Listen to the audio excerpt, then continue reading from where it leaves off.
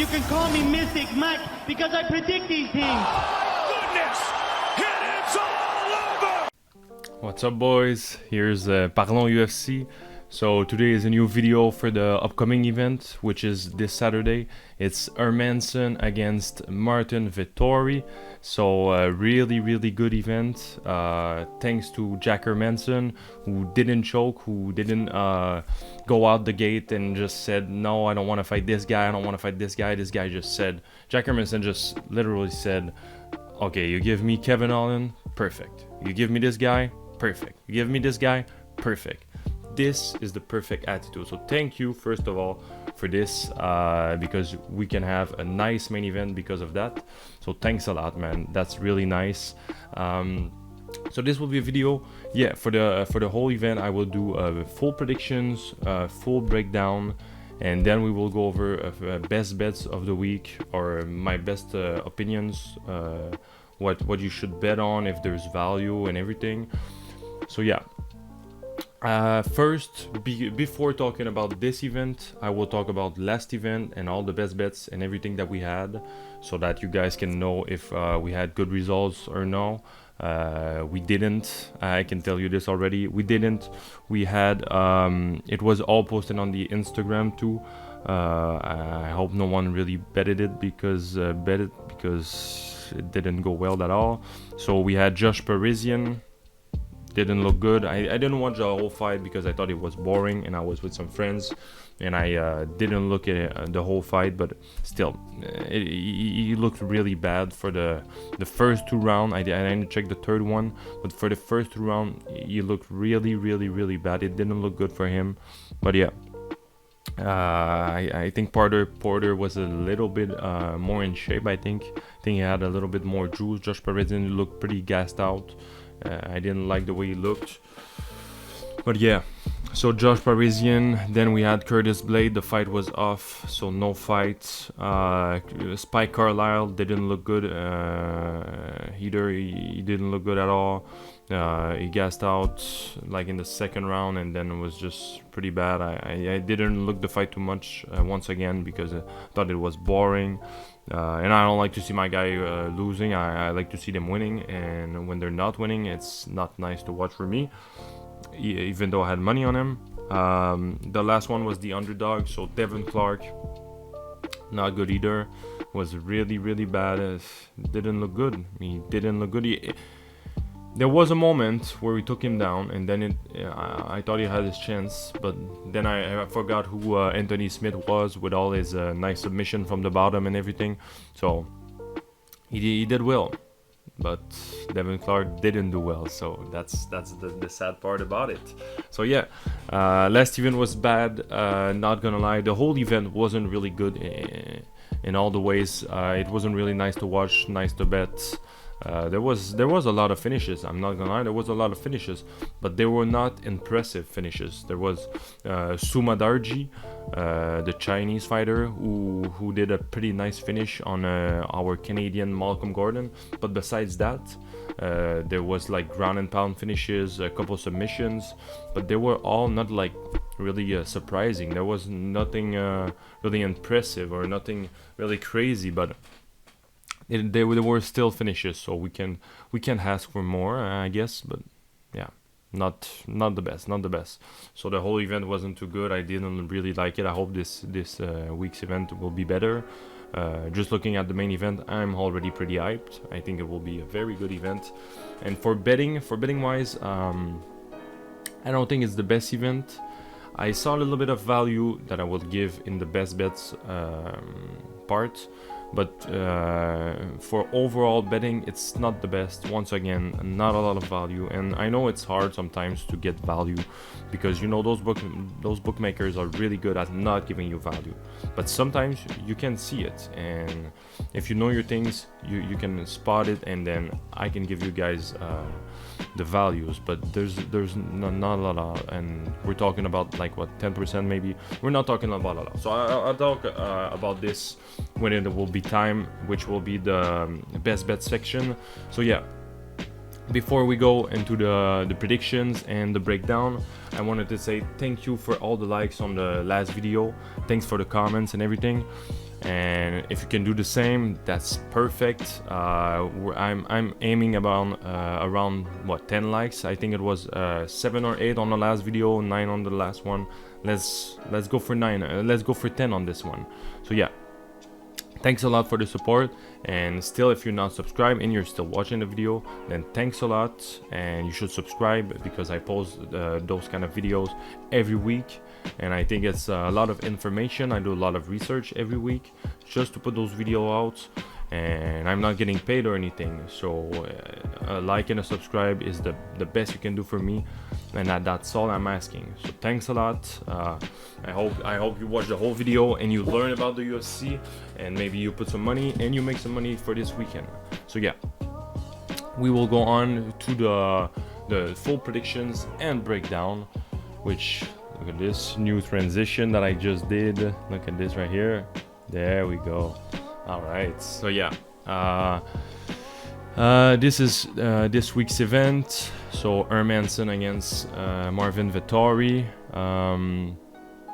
First fight is Gian Villante against Jake Collier. So not a good fight either. Not a good start.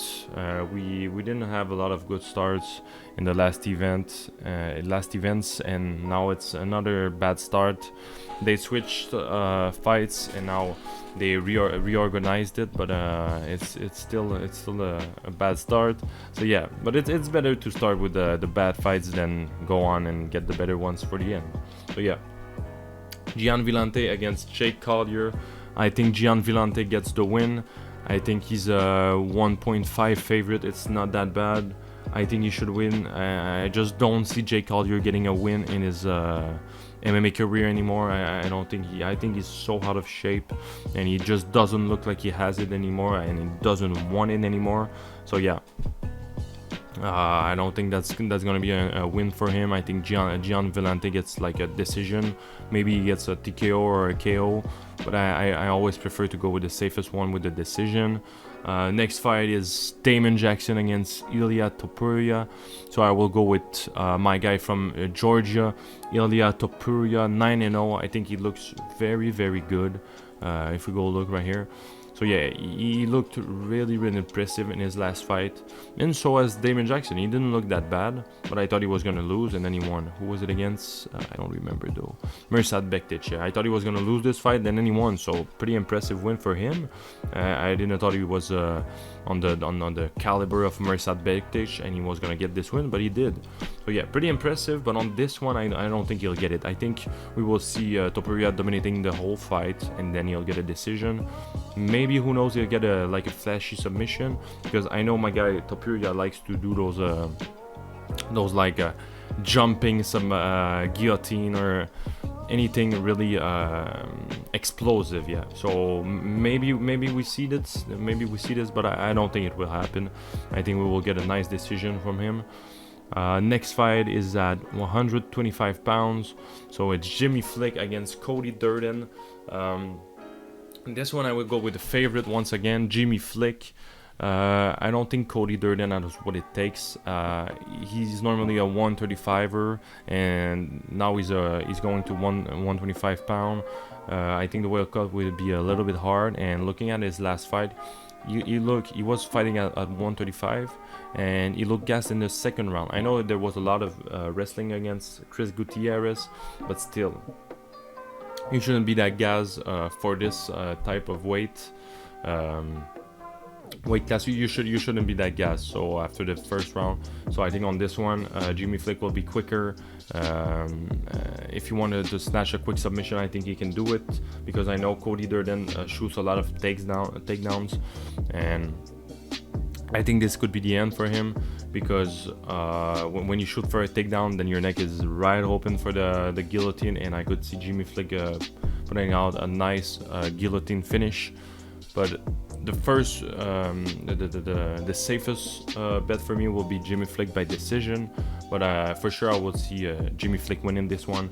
The only way is if he cannot defend those takedowns, and then Cody Durden can take him down and dominate him on the ground. But I don't think it will happen. I think it's pretty clear that Jaynes will just get a nice outstriking and just staying on the outside and winning a nice decision, probably 29-28.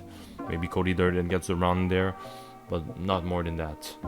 Next fight is Jordan Leavitt against Matt Wiman. Easy pick on this one. No surprises.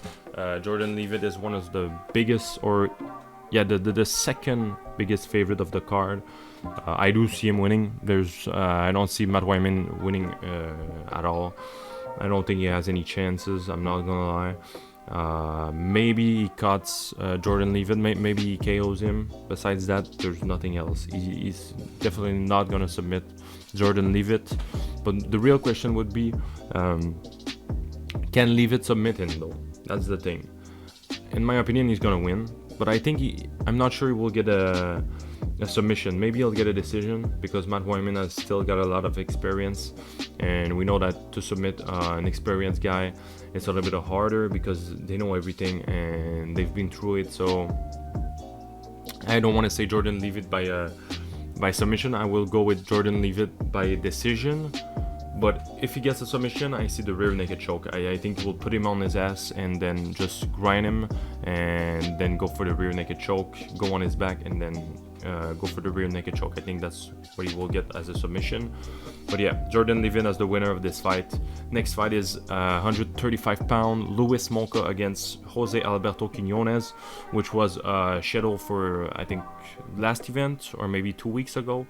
But then I think someone caught the COVID. I think it was Louis Smolka who caught the COVID or something. And then fight got cancelled. So it's now happening this weekend. I do think Jose Alberto Quinonez has what it takes to knock Smolka out.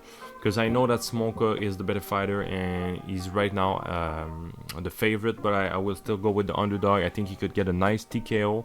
I think this could be a good finish in the night. And then if not, maybe just a clean decision.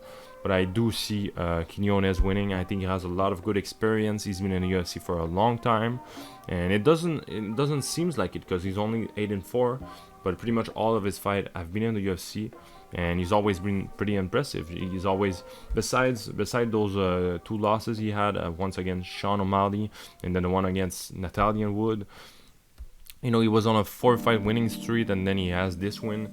But yeah, besides those 2, he hasn't looked that bad. And this one, and one thing that I always look at is to see when was the last loss, if it's by KO, because you need some time off. You know, you cannot get a KO and then just like 1 month or 2 months later, but you get suspended, so you just cannot. But if so, I think it's 3 months, and then sometimes they come back, but I don't like it too much. This guy has took like 9 months, so yeah, 9 months is very, very good. 9 months, his brain will be pretty fine. There's nothing bad about it. So yeah, I like this a lot. I will go with Jose Alberto Quinonez, probably getting a TKO, but as I always say, I will go with the decision to be the safest. Next fight is Movsar Evloev against Nate Landwehr. This is a real banger. This is one of my favorite fights. I know I love a lot the main event, but besides the main event, I think that's my favorite fight. So Movsar Evloev, really good fighter. That's a real prospect in my book. That's one of the best fighter that I got in my sight right now that I think could be a title contender. So yeah, 13-0 against 14-3. I do see Movsar Evloev winning. I do see him winning by decision. I could see him winning by TKO if Nate Landwehr goes crazy and just start putting his chin up in the air and putting his guard down, and maybe he could get TKO'd. But I will go with Movsar Evloev by decision. And I also wanted to say that Nate Landwehr is at 5.5 right now odds. At these odds, I would put like a $2 or $3 on it just to see. You know, if you want to put more money, then you can put more money. But it's Looking at the odds, you know, if I go check right now on the odds converter, it's 5.5, which is 18% implied probability of winning. So they give him a 80% chance of winning, but I think we can give him at least a good 25%. So that's still like a 7% value. It's not that good, but I think at least we can give it 25%, because if you know the story behind this fight, Nate Landwehr called them out because they were fighting in the same organization a couple years ago. I think it was M1. So they were fighting on the same night, and after the night, Nate Landwehr said that he would like to fight Movsar and Evloev, or that he saw him fighting and then he wanted to fight him one day, and then he got the fight. So yeah, I don't know what he sees in Movsar Evloev game that he could exploit, that he could go through, but you know. If he says so, then why not give it a try and put a little bit of money on him, like a $2, $3, $4. It's 5 times your money, so you know you gotta try it sometimes. Maybe he saw something that we didn't see, so you know, maybe he gets the KO or TKO. So just wanted to say that, but the pick will still be Movsar Evloev because he just looks too good. I don't see him losing. But still, sometimes you gotta see a little bit of value in those underdogs and then try them. I'm not saying he's gonna win. I'm saying this could be a good bet. And at 5.5 on a UFC fight, on an MMA fight, who knows? It could have happened. So yeah,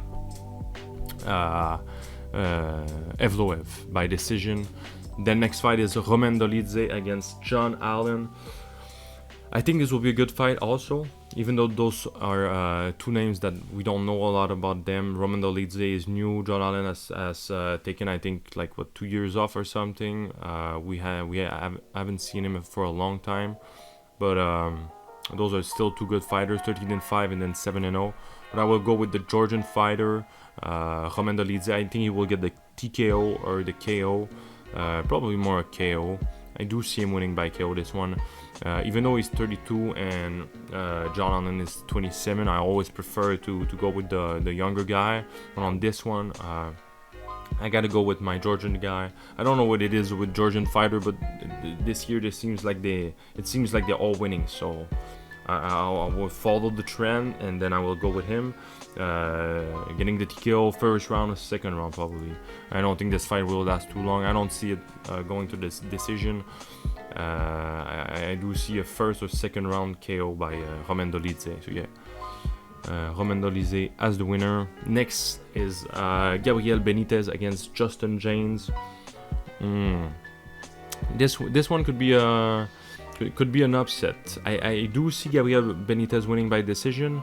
I don't think Justin Jaynes can win by decision. I think his only chance of winning is by first round knockout. But I know that Gabriel Benitez has a pretty good chin, and he can take a punch. So, and he can take punishment, as we've seen in his last fight. His leg was a little bit there was a little bit of a hole in his leg, and he didn't tap out or anything. So we know this guy is a tough guy. So yeah, very nice performance from him, even though he lost. I like to see warriors. I like to see guys who don't quit, so that was nice. And I do see him winning this fight. I think that's a nice opportunity for him. I think Justin Jaynes has a pretty nice record, but on this one, I don't think he'll get the win. Even though, once again, Benitez is the older fighter, I do not see Justin Jaynes making out.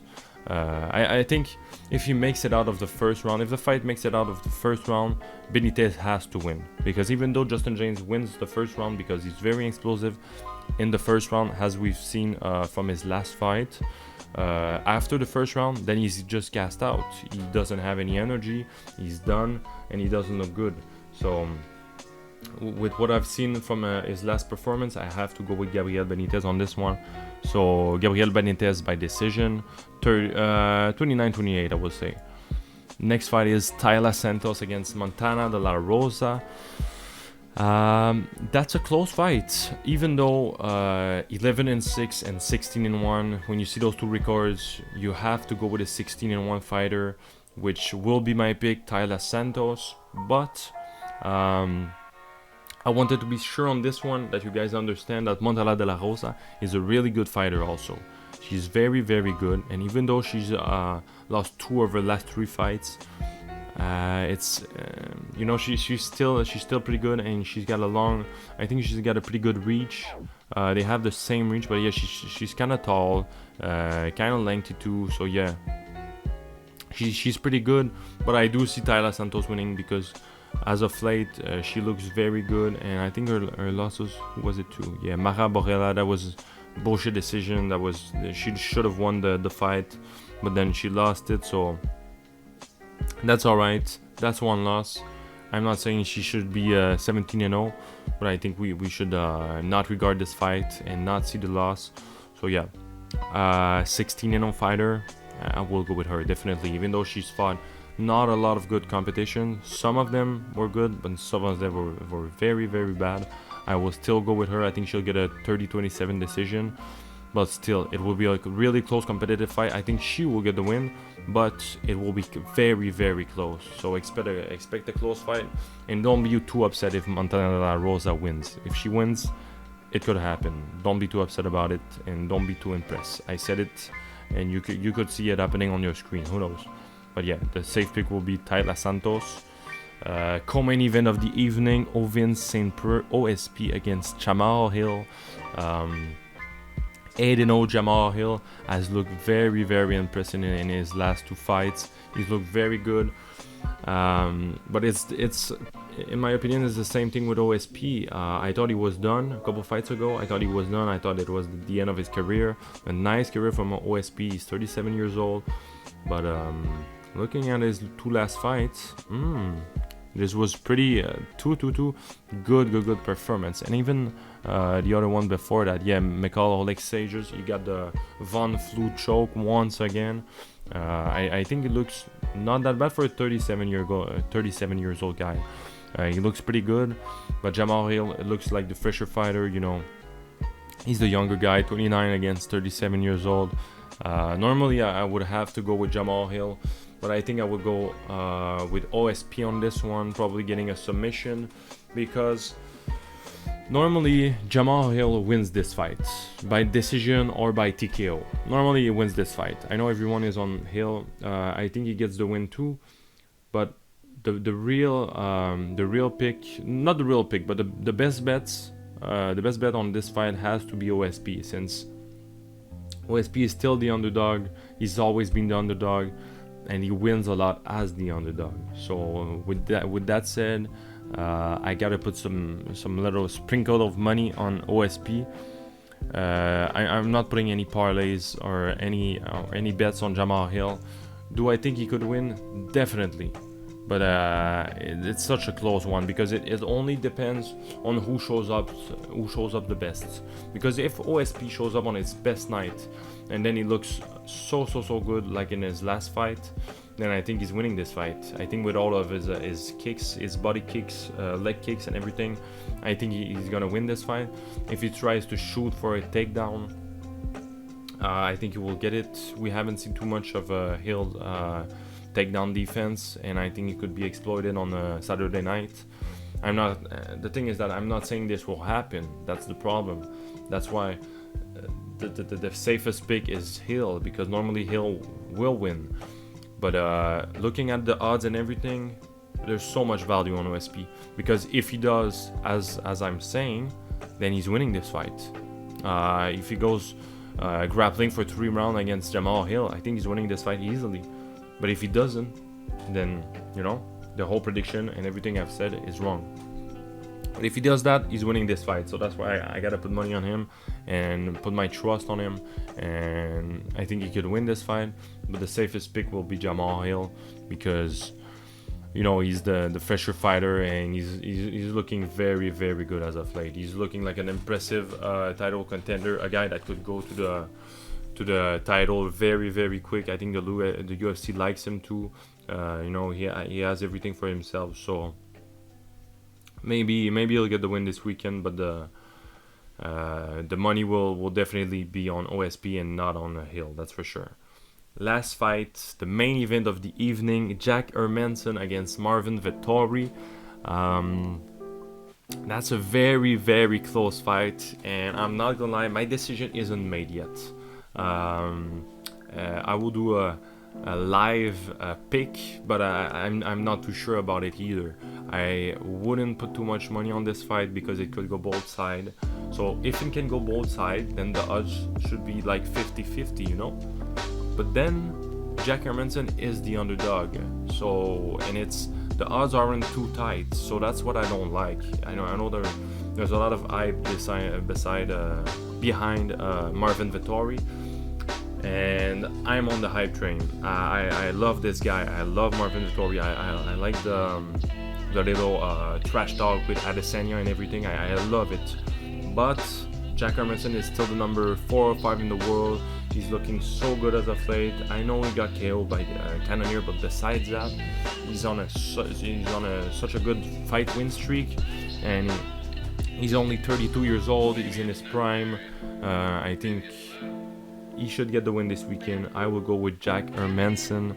I will go with the underdog. I think he could get a submission, first or second round submission, and then maybe just a decision. Maybe just out grapple him. But if we see a KO TKO, I think it will be by Marvin Vettori, because I think that's such a close fight. It's such a close fight, but at these odds, I cannot put money on Marvin Vettori. I think he's too low. He's too much of a favorite. His odds are too low. I cannot put money on him. For Jack Hermansson, I think there's value because, as I said, the fight is so close that if you got a guy that's at 2.3 betting odds, then you gotta put money on him, because I'm not saying he's gonna win, but at these odds, it's value. And on the long term, if you put a lot of bets like this that have value, you should be profitable. You know, this is how it works, because they're always trying to hype you about someone and put the odds closer than they should be and everything. But if you really look at what's going on, I think Jack Hermansson is the best bet. And as an underdog, he's the number 5 in the world, and Vettori is the number 15 or 14 or something. So he shouldn't be the favorite, you know. But I love Marvin Vettori's chance. I will be rooting for him, even though I will have money on Jack Hermansson. So I will be a winner. I would be very happy either side it goes.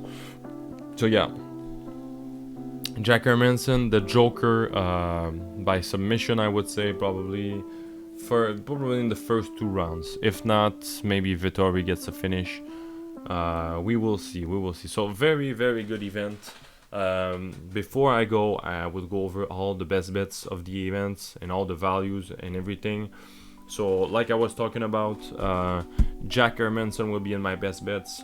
Jack Hermansson at 2.3 is a very, very good bet. I think there's a lot of value, because if we go check right here, so on odds converter, a site that I really like a lot, if we put, alright, so first bug, I don't know what happened. I tried putting hotkeys for the scene transition, and then I think I liked out because I was trying to show you guys something with the number 3 and the number 4.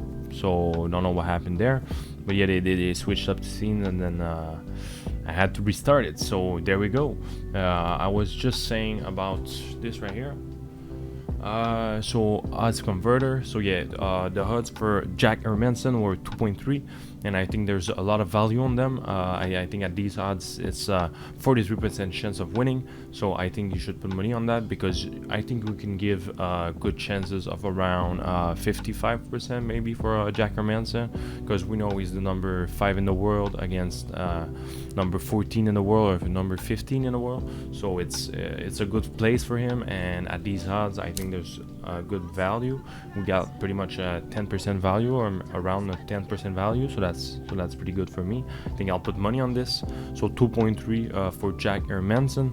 That's the first one. We also had the second best bet, which was OSP Oven Sinper.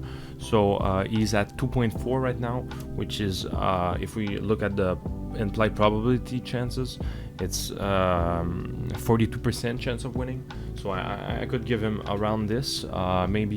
Maybe we could go to a 45, maybe a 50%, which is not too good. That's not a lot of value, but we see a lot of time OSP as an underdog, and he always shows up. He always perform, and I like him as an underdog. So maybe you could put a little bit money on him also. I also prefer Hermansson, that's for sure. He's definitely the better bet of these two guys. But at these odds, you know, it's pretty much the same. So for sure, Hermansson is the best. But OSP is still a pretty good bet also. So that will be my second value bet. After that, it's something I named the Georgian parlay, which is Ilya Topuria and then Dolidze. So both of these guys together, they are both from Georgia, and I think they will both win this weekend. Topuria is at 1.40 and then Dolidze is at 1.53. If you put both of these in the parlay, it will be around 2.15 odds, which is pretty good. And then yeah, this will be my parlay, my main parlay, if I can say. And then there will be a last play, which will be just a little play, just a fun play. Let me just switch scenes. I'll do this like this right here. All right. So yeah, I prefer just to put sometimes a little sprinkle of money, just a little bit of money on some big underdogs, because you know this weekend it's Nate Landwehr. He's at 5.5. He asked for the UFC for this fight against Evloev. I'm not saying he's gonna win. I'm not saying it's done or anything, but if we look at the implied probability, which is right here, I will switch back just like this. So yeah, which is what was it? 5.50. So it's 18.2%. I don't know for you guys, but I will give at least 25% chance for Nate Landwehr. So if you can get more than the implied probability are, which that would mean there's some value, you know. So at least 25%. I could give him around 30. And if you're crazy, you could go to 35, but I'll stick with my 25 or my 30. So I think there's still a lot of value on this guy also, and he's always nice. He always will show up. If he gets knocked out, that could happen, but I do see him trying. At least he will fight for your money. So that's something I definitely like. I think he could win this weekend, and like I said, the pick will be Evloev, but the money will be on Nate Landwehr, because he's the guy who has I think he's the biggest underdog of the card, so he has the higher odds. So that's always a thing you gotta watch for the higher odds, and then see if there's any value or anything. So I think that's one good bet that you can put, you know, $2, $3, $4, not that much, but just a little sprinkle on it, and then maybe you'll make a $15 or $20. And you know, it's always something you need to try, because Nate Landwehr is still a very good fighter, and he could definitely win it. I could see him winning by KO or TKO. You know, who knows? So it's still an MMA fight, and an MMA fight, if you see a big underdog, you may never know. You can always pick him. You're never in the good position, but it's still doable. It's always tryable, you know. A fight, you should. All right, so it looks like we're getting another cut. So yeah, sorry for that once again. Another technical problem. So yeah, I was about to say for the last bet, which was Nate Landwehr, but yeah, that was pretty much it. So I hope you guys enjoyed the video. There was a lot of bets, a lot of good bets in the video, so I think this weekend we can make some money. I'm not saying it's the best event to bet, but I still like it. I still see some value in Hermansson, which is still doable if he doesn't get knocked out or anything. For OSP, it doesn't look too bad. This is my worst one, but you know, there's still value. So if you have a lot of money, then you can try them. But if not, then you should keep your money and only put in on Hermansson, and then the Georgian parlay, and maybe just a little $2 on Nate Landwehr. So yeah, that was pretty much it for the video. Sorry for the 2 cuts. It happens, man. My videos are always live, you know. I always do them, and I always do them in one try. So that's why sometimes this can happen. So yeah, it's my first time that I fucked it up a little bit. But yeah, so thanks a lot for watching the video. If you're still there, if you saw these 2 cuts, sorry for that. Thanks a lot, and I hope you guys enjoyed the video. Please do subscribe. You know that this is everything to me. So it's always nice to get some support. Thank you. I will see you guys in the next video, which will be next weekend, for next weekend events, and it will be probably Wednesday or maybe Thursday. We will see. I'll try to do it as quick as I can. Yeah, so see you guys there, and have a good one. Peace out, boys.